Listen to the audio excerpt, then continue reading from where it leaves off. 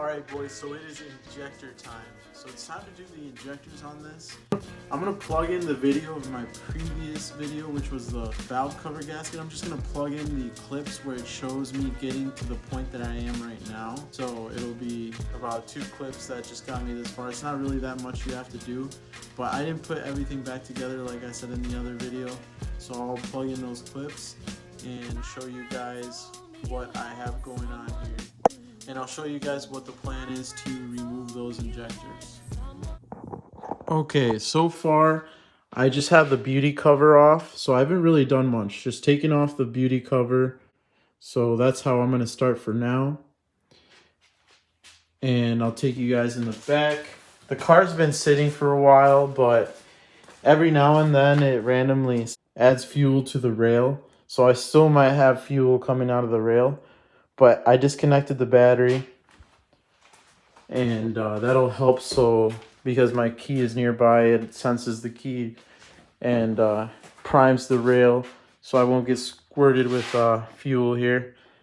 But yeah, to start off, I'm gonna work my way from here back. That's gonna be my plan of attack. So I'm gonna just loosen this wiring loom here, or wiring harness here.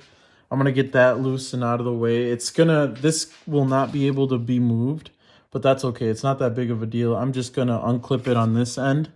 And mine's broken, but I'll show you here. There's a clip here and a clip over there. I don't have that clip, so I'm just doing this one. And I'll do that. And since that's going to be quick, I'll tell you the other quick step too. I'm going to start by loosening this rail. And that's when it's going to bleed out the fuel. But then I'm going to work my way back. Now to entirely remove this fuel line here, I'm going to hold this bottom nut here that goes to the injector while loosening the top one. And then I'll do that all down the line here. These grounds are going to come off first, and then I'll start pulling off these connectors right down the line one by one. These should just come off really easily, so you shouldn't have to worry about that. Just pull to the side a bit, and they should just come right out, so these shouldn't be very difficult. So I'll go ahead and do that. Alright, scratch that. Mine was a lot tougher, so I actually had to use a pick and pry just a little bit on this clip here so I could release these. So just be really, really careful, take your time, but it worked out for me with the pick. But yeah, that goes to show, you know, there's always some issues that come up that you don't expect. And for me, I didn't think these were going to be that hard to take off, and they were. So I got all of those taken off here, all along down the line. The next step is I'm going to go ahead and I believe that's an E12. Those are also going to be loosened up. And there's one all the way along the back. Okay, so we have all those things out. Now I'm going to go ahead and go through the coil plugs here and remove each of those. Alright, so here you can see that I got scumbag here. The part that connects to the actual injector is missing.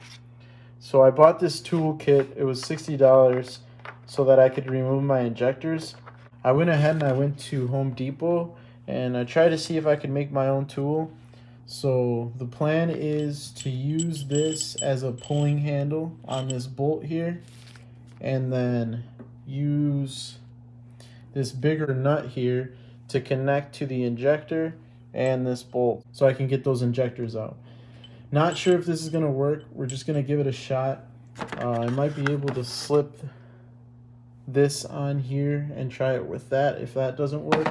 But for your guys' sake, if you don't have this toolkit and you run to Home Depot and try to make your own, I'm going to see if this way works.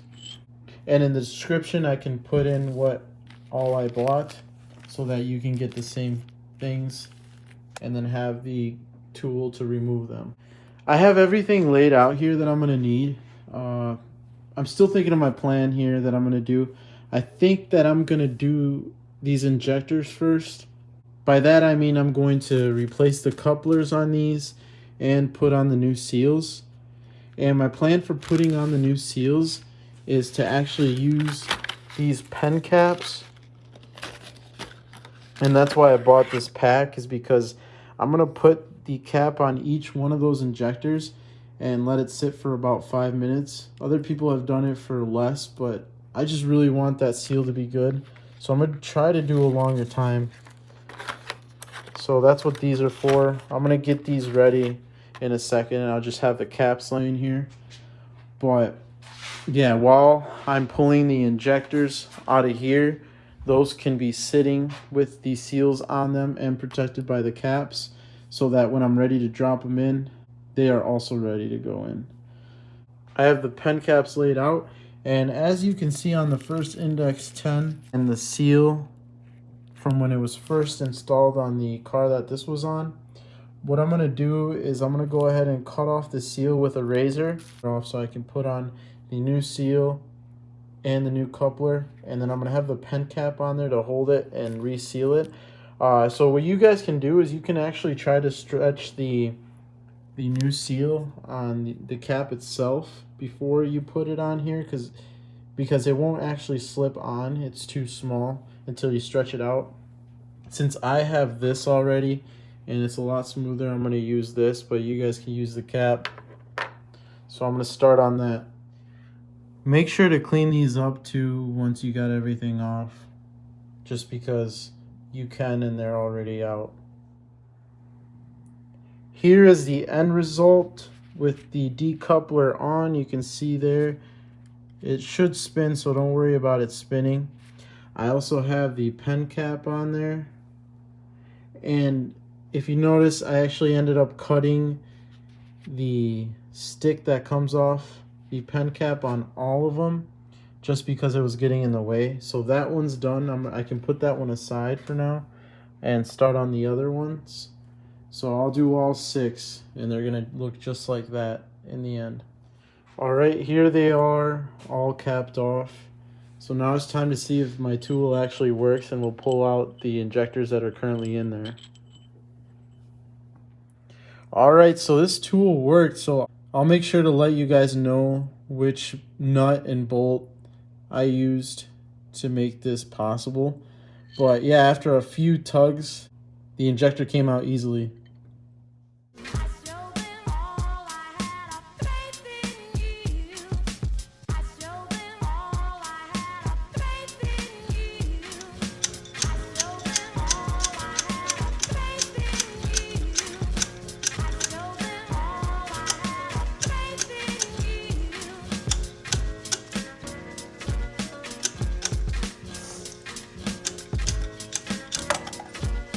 All 6 of them are in.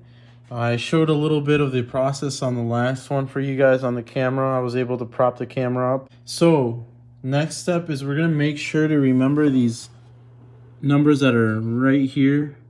This group of numbers, hard to see, sorry. But I'm gonna take pictures of each of them because we need to remember which number went to each cylinder before I start to put everything back together. But yeah, after that, we'll go step by step of putting everything back together. Okay, so I'll quickly run through the steps that I took here. This is still from my valve cover gasket job, so you don't really have to worry about putting this electrical harness back on and mounting it onto the valve cover. So don't mind that. I did that. I also connected these connections here from the valve cover gasket job. I went ahead and also routed all the wires and clipped them in and tucked them into their holders all around the engine. I also just went ahead and connected these ground connectors and this other small connector that goes into the injector. So each one, there's only 3 of these ground connectors, and those are all tightened now too. And then these are just loose here, the ones that go to the coil plug itself. For me, I will have to, actually nope, that does catch me up to the point that you would be if you were just doing the fuel injectors, because the rails would be off and you would have the coil plugs out too. So that means I have one more step before I put the coil plugs back in. I have to put in these brackets here, and they only go in one way, so just remember how you took them out. I have them in order. Same with the plugs, 1 through 6, 1 through 3, 1 through 6. So I'll go ahead and start with this one and put those 3 brackets in. So it was a little tough to maneuver these brackets, but these are going to hold down your injectors. This is going to ensure that they are tight and secure. So each bracket holds 2 injectors.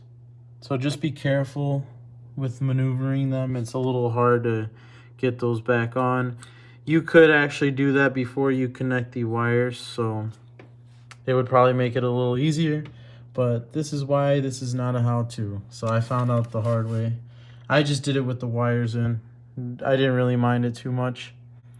But now I'm going to go ahead and put the coil plugs back in one by one.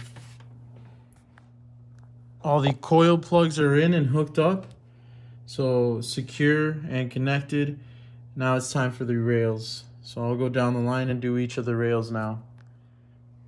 Alright, so I did those just hand tight all the way down. So I still have to tighten them with a box wrench.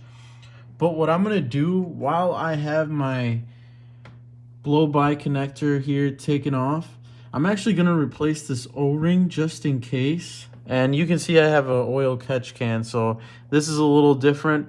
It's still the same connection and it still has the same O-ring, but I'm going to go ahead and replace that and then connect that back where it's supposed to go, which is over here.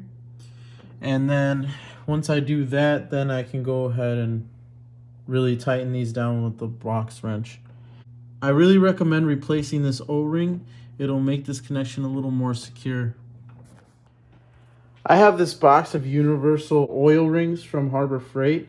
This is a really good assortment. There are also other ones that I have, but this one's probably going to be the one that I can find the same size as this one. So I'll go ahead and find the same size, and then I can go ahead and replace it.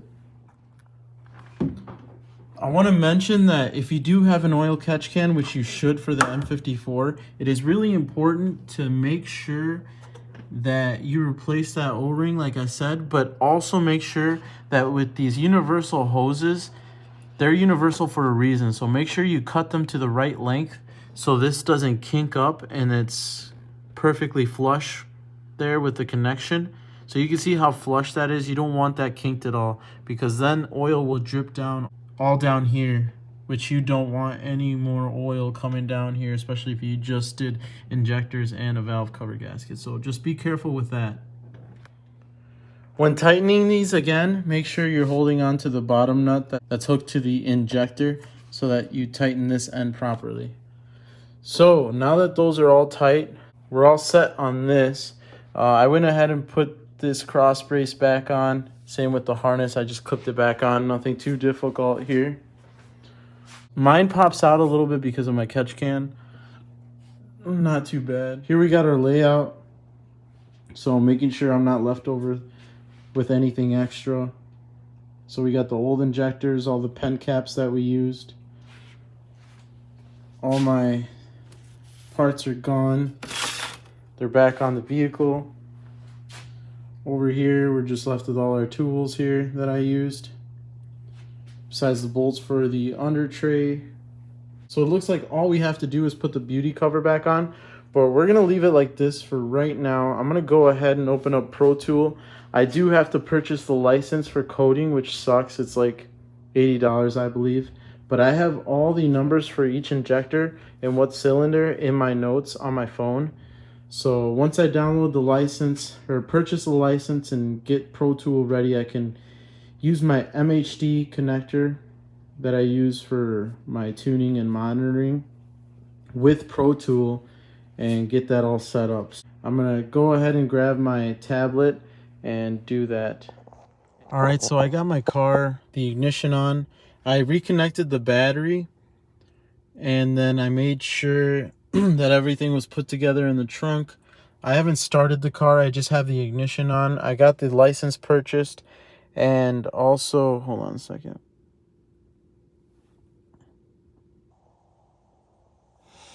I have the license purchase, so make sure everything is downloaded on your Pro Tool app and your account is connected, because if you don't have the ignition on when you're trying to connect, it's not going to update and register your car to the app. But everything is good here now. So I'm going to start the coding. I'm going to try to get to the section where I can actually code the injectors. All right, so we're going to drivetrain, engine, functions, injector coding. We'll start with injector 1. And so I have my formats written down in my notes app. So I'm going to go through and fill this all out, and then I'll start videoing again. Okay, guys, so every time you put in a value, it'll say successful, and then it'll change the last 2 digits to adjust to the DME. So that's fine. So these aren't actually all my codes, just the last 2 are different for each injector. But I got that all done, so everything should be set now, which I'm excited about. I mean, I had to pay $80 for the Pro Tool coding, but there might be other things that I can use from this app. So I'm going to keep this here on my jailbroken Kindle Fire. I use this for MHD for monitoring, the monitoring license, which shows me my gauges right up here. Just using a pop socket and a vent holder. And then you can see down there MHD is connected. But yeah, really psyched to finally have this done. Now I can actually put the beauty cover back on under the engine bay.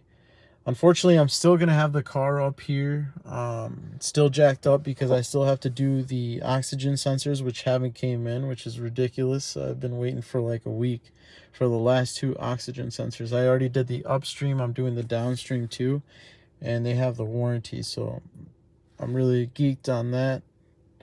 But yeah, you're going to want to cycle the ignition a few times, and I'm also going to not even start this car yet.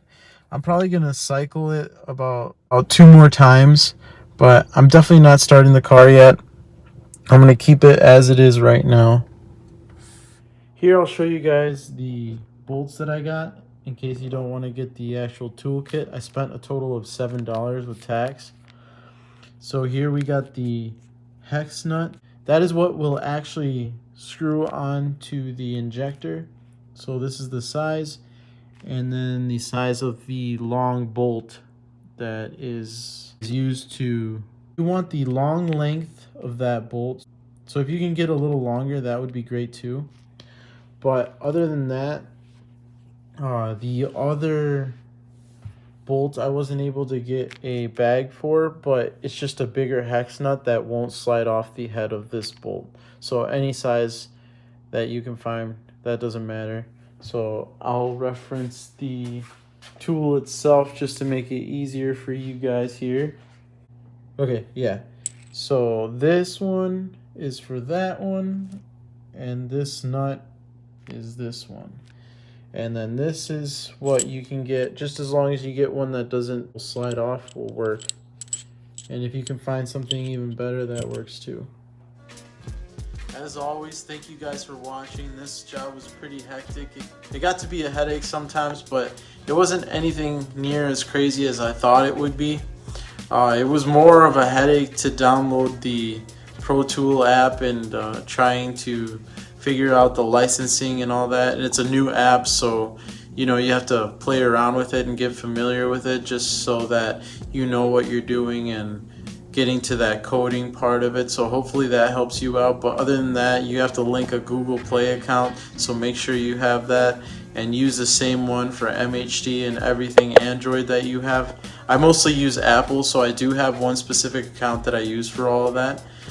Anyways, I hope you guys found this helpful, especially for this Z4 platform, and I'll catch you guys on the flip side.